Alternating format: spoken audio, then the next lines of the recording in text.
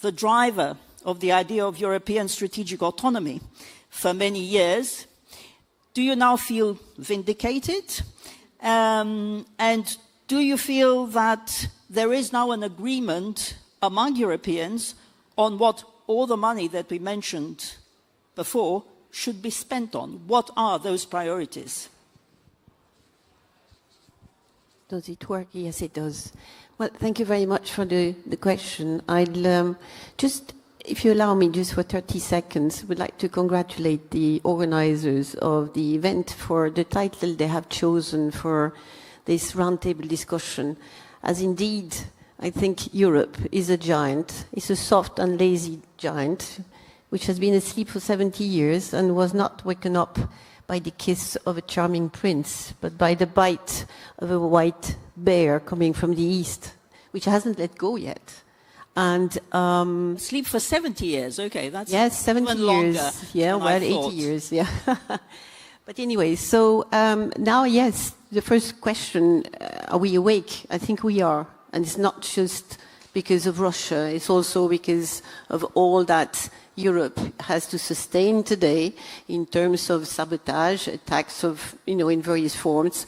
And France's position was a bit unique insofar as after the Second World War, indeed, France made the decision not to have foreign troops on its territory, that we were going to enter a space program, which has allowed us, with time, not only to build satellites, but be in a position to launch them as well from our own launching site. And in terms of deterrence, to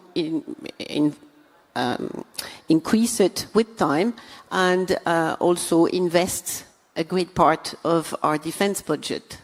Now, with time, France has also chosen to have a professional army, which we didn't have, as we had conscription to start with, which was then stopped.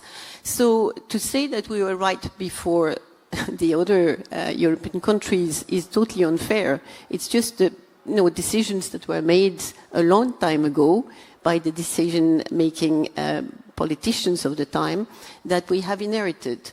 Now, to say, can we do without the Americans? I do not think so, because a lot of our partners cannot conceive their defense without the Americans.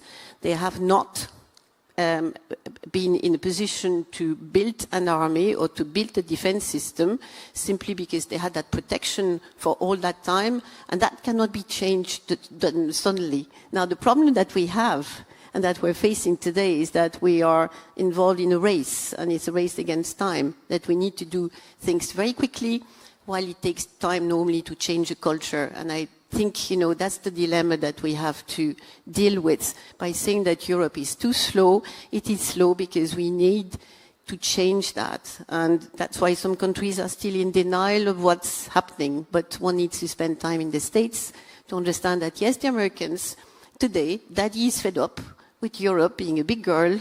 I go back to my first image of what Europe is.